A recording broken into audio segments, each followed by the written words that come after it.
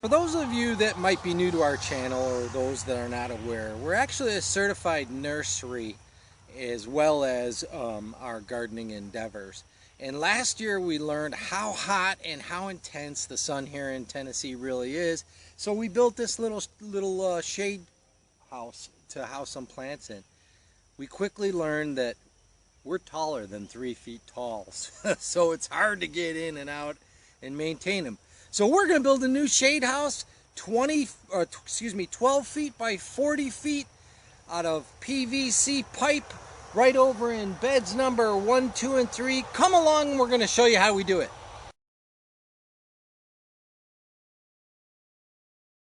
So we call these beds right here 1, 2, and 3. 50 feet long, 3 feet wide. We planted on them last year. We had drip tape on them. We had wood chips in the middle. Because we were so busy with our move and going back and forth to Chicago, they got a little overgrown during the winter. So what we did is we just scalp cut the bed. We're going to cover it with wood chips, and then we're going to put DeWitt 3-ounce ground cover over it. And we think those wood chips are going to break down from the plants being on top and constant water being put on it. It'll really enrich the soil below, so in the future we're going to go back to using these as plant beds, and we're going to put the landscape nursery stock that's for customers down in the parking lot area down there, and then we also have an area in the back that we're going to do most of our propagation. So once again, to reiterate, we're going to make a bed 12 feet, actually it's 11.3 by 40 feet long, and we're going to use 1-inch Schedule 40 20-foot sticks of PVC as our hoops. So when you go to the store, we had to go to a wholesale supply house. We bought 20-foot Schedule 40 with a bell end on it. You don't need to have that, but that's what was available. We're using 2-foot pieces of rebar, as can be seen here. And we've already staked the 4 corners. And we'll show you a little trick that we learned from the excavators when we were laying out the foundation for the house. We've gone ahead and we've started with our first pole, our first rebar rod, and then we've measured out 40 feet. We measured 11 foot 3 inches to the other corner, and then to make sure we're square, hold, you could turn that off 1 second. So to make sure we're square, I've attached 1 tape measure to the corner of that post and 1 tape measure to the corner of that post. And I said 11.3, it's actually 11.2 by 40. And you'll notice that we're right about there, about a half inch off or so. So we're 11.2 by 40, and we drove our stake right in there. It was an easy way to initiate and make sure we're square. Now what you do is you take the tape measure and you measure diagonally and you measure diagonally, and you want those to be equal, and then you've got a square rectangle, 90-degree corners. Okay, so now that we've got our 4 posts pegged, we're going to use tomato twine. This is really awesome stuff. It comes in really handy. We use it to Florida weave our tomatoes. It's got a belt loop here. You put it right on your belt, and as you're working, you can be pulling twine out as needed. So I'm just going to make a simple slip knot. I'm going to put this on this pole, and I'm going to attach it to the rebar down on the other corner. And then we can ensure all of our posts are in a straight line, and we're going to put rebar in every 5 feet to make our hoop skeleton.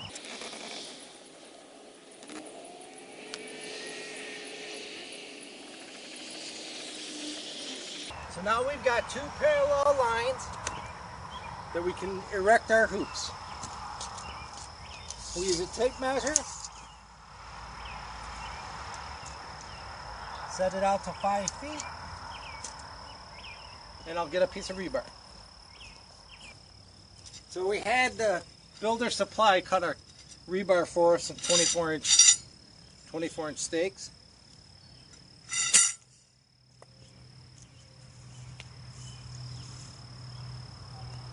So now we'll come over, we'll go 5 feet off, right on the line.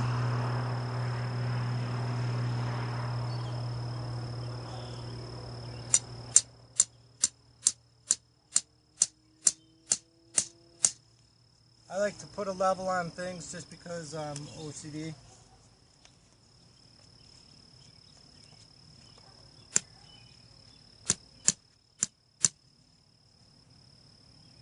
Perfect. And I leave about 8 inches hanging out of the ground. So we can put the hoop on this side, swing it around, put the hoop on the other side, and then we've got our hoops firmly in place. And we're going to use the Elliott Coleman method and use a rope for our ridge pole.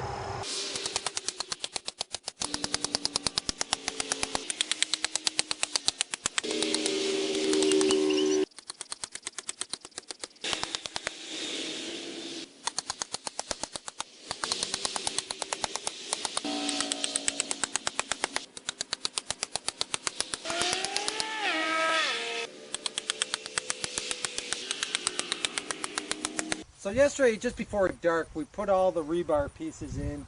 We squared off the rectangle of the hoop house, put the rebar in. We put the stakes in approximately level, approximately 8 inches out of the ground. And now we're going to cover the ground with wood chips before we put the ground cover cloth down. We've got a lot of wood chip area, and we know that moisture and being on the ground for a period of time helps those wood chips break down. Nitrogen speeds the process up. We're thinking with the potted material on top of the ground cover, the potted material is going to have some fertilizer in it, constant watering. The water and nutrients are going to leach somewhat out of the bottom of the pot into the wood chips, help them break down. A year or two later, when we decide to move this house, or later in the fall, these chips should be relatively composted, adding a lot of organic matter back into these beds in the event we want to plant back on them. So let's put some wood chips down.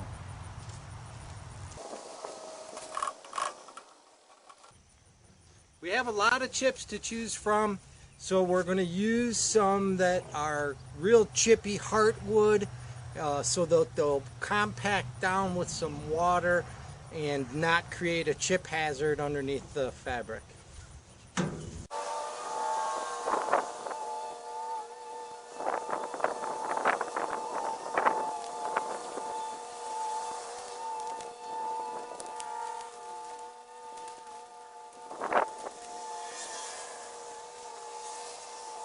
So we've got some wood chips all spread out over the whole area right now. We're going to do a little bit of cleanup on the sides before we get ready to put the ground cloth down. And we're smoothing it out. As I said, we're going to use something more chippy or heartwood that's smaller chip size. And I wanted to take a minute and just kind of explain to you, in the event you're unaware or not as experienced in using the different tools. This is a bow rake, and we use the bow rake to spread the chips around because we could pull them and it's very firm, but it doesn't have a wide area of coverage, so it's harder to get a real smooth surface. So then I've turned to the leaf rake or the fan rake, and I've initially just gone over and I'm pulling out a lighter touch, and I'm pulling out the bigger sticks. And then I turn it over and I'm just going across the surface and smoothing it out.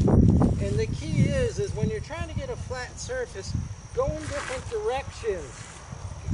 So what you're doing is you're always knocking down the high spots, and the high spots end up filling in the valleys, and that way it becomes flat. Again, we're putting ground cloth on top of this, and we don't want any twisted ankles, trip hazards, or anything of that nature. So we're going to continue on cleaning up. It's getting towards the end of the day. We're not going to finish the video today. We'll pick it up again tomorrow. And it really hasn't taken us that long to do this. We're just putting out fires in other areas of the farm and getting the chickens. It took us 18 minutes to put all the posts in the ground. A couple hours probably in moving wheelbarrow chips over. And I did happen to run into a bee's nest in the wood chip pile, so be careful. If it weren't for my cat-like reflexes and pulling a matrix, I would have gotten stung all over the place. So we'll talk to you tomorrow as we finish up this greenhouse. So we've had a little bit of a break here before we're getting back to building the greenhouse, as we've been working on the house and gotten our block and so forth.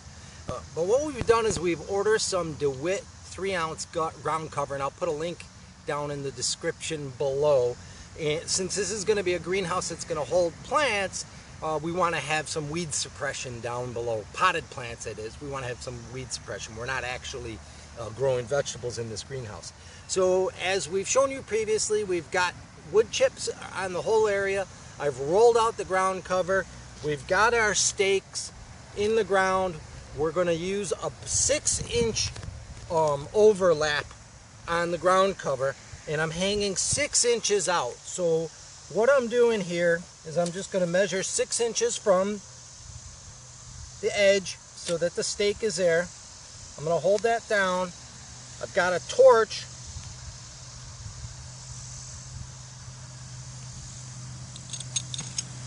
Light the torch, and I'm just going to barely melt that ground cover. That helps to seal the woven edges in so that I don't have it just pulling apart on me. And now I've gone ahead, press that down, grab my hammer. I've got some 6-inch ground staples. I'm going to put it directly on the other side. Whoops.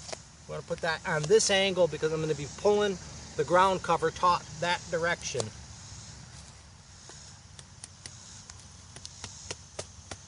And just nail that in. Then I'm also going to put one in the middle in between the 2 posts.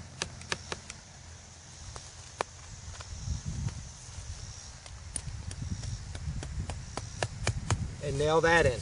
When I'm all done, I'm going to come back over and I'm going to put wood chips along the whole edge of the ground cover so that it'll seal it in. So let me go ahead and start putting some of this in, and then we'll come back to you.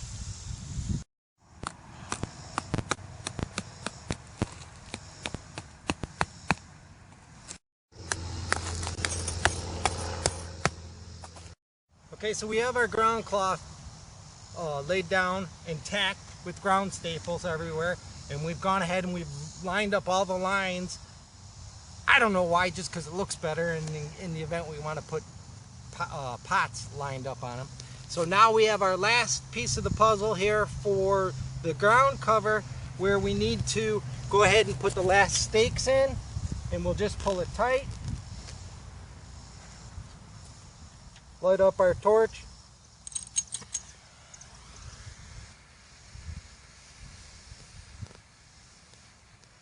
Melt the tip, and away we go. And we'll put a little round stake in here. I mean a staple. Whoops. And this, when we put the pipes over, the pipe's actually going to cover this little hole, so it's not perfect, but it'll be beautiful in the end. So we'll go ahead and we'll put this last row in. Got some rocks in the ground here from a roadway. We'll put this last row in and then we'll come back. Okay, so it's time to set our poles. We're using 20-foot sticks of 1-inch Schedule 40 PVC with belled end on it. And we're just going to put it over the rebar. Maybe.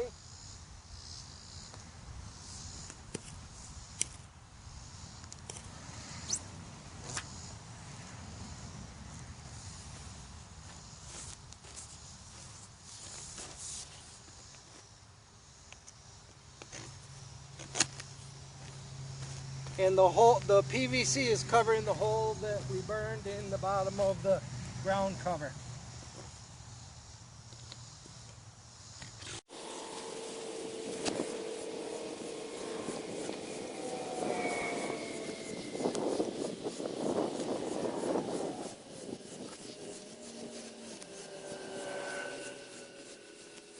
So the inspiration of this greenhouse was based on Elliot Coleman's video on tomato tips and how to build a greenhouse. I believe the video is. I'll get a link and I'll put it down below for you as well.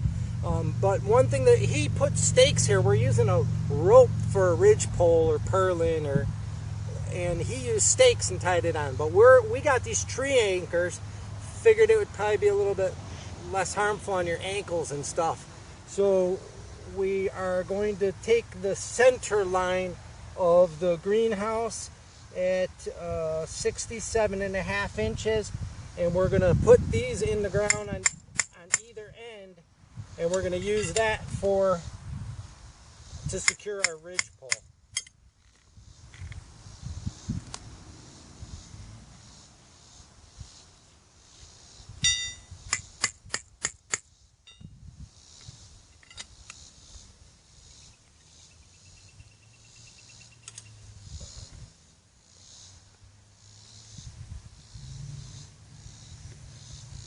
Once this gets started, it should go in the ground nicely by itself. If I'm lucky, maybe I'll hit oil.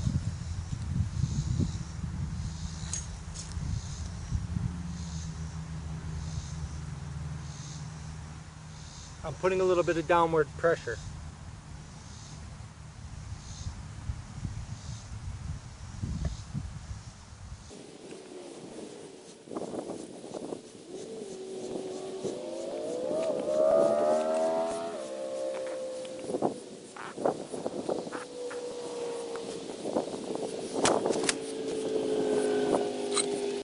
So we screwed our auger into the ground and we tied our rope on. We have a 100-foot long, 1/4-inch nylon rope, and we're going to tie this on the eye on this end. We're going to go across each pole, each hoop, and tie it there, and then move on to the other end and tie it down, and that'll give us rigidity in the ridge pole. In Elliot's video, he uses a clove knot. I'm not a knot expert. We've wrapped it around and then gone ahead, and the critical issue here as you're going from pole to pole is to ensure that this distance is the same as the distance on the bottom. So we're 5 feet apart. Our poles are 5 feet apart. We want to maintain 5 feet apart. We'll go to the next pole.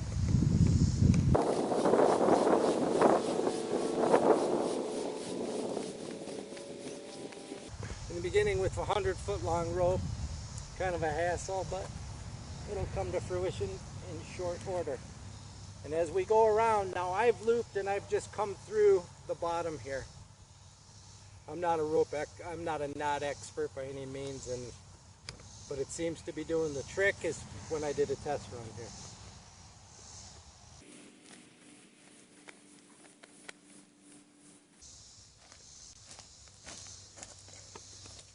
And we take our measuring tape,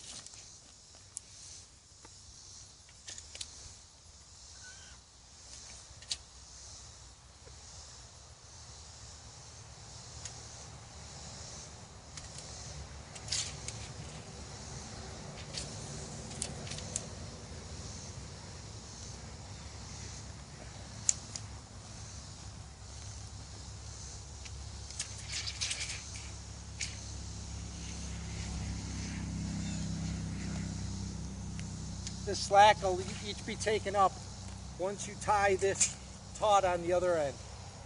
So we'll go ahead and we'll line it all up, and we'll tie it up, and we'll come back. So we've gone ahead, we've tied our rope on either end with the augers, and then we've gone ahead and looped over each pole. I cut a piece of conduit so that as we were going down, I could measure the distance between the poles. Everything's locked together, nice and rigid. Now the structure's ready to be covered. We're going to use a piece of shade cloth and some zip ties is the way we're going to cover it, because once again we're just going to keep some potted plant material in here for a little protection from the sun. So we're going to run to the store and get some zip ties. Somehow we forgot we didn't have enough of those, and we'll come back and we'll show you how we're covering it up, and that's about it. We'll wrap it up. So here we are, we got back with the zip ties. We're in a race against the clock as it's getting dark, so we got a little carried away and we started putting it up and checking it out, and the next thing you know, we're putting the zip ties on and we got them in. So what we did is we have two pieces of shade cloth that are about 20 by 20, and we went in and we started putting the zip ties in, but they're not tight yet, as you can hear me tighten them up, because we wanted to adjust everything. We went back, we started adjusting the ridge rope, the purlin, and then we went ahead and we zip tied every single grommet that we have on the ends. These are great shade cloths that we found at a great price, and we'll put a link for those too if I can find it. And then on the bottom in the center, we have a couple of spots where the grommets don't fit where the post position. So we'll use a piece of rope, or we'll double the zip ties and go through it that way. So here you are, all cut and dry. Real easy to do. Some rebar posts, 20-foot sticks of Schedule 40 PVC, a 1/4-inch nylon rope as our purlin or ridge beam, shade cloth, 3-ounce DeWitt ground cover, and some ground staples. It all in all probably took us about 5 hours to do, not counting the ground prep, because that took a little bit to clean up the area. But it was real simple to do, and as the weather gets cooler in the fall, if we want to, we can go ahead and change and put some plastic on, or put some wiggle wire where you attach the plastic in. For now, we're using the Schedule 40, and if we decide we really like it, we'll get a pole bender and get some top rail for chain link fencing and bend some metal posts. It's as simple as that. If you have any questions, put them in the comments below. Give us a thumbs up, subscribe if you haven't. Do it yourself greenhouse, shade house. Come grow with us.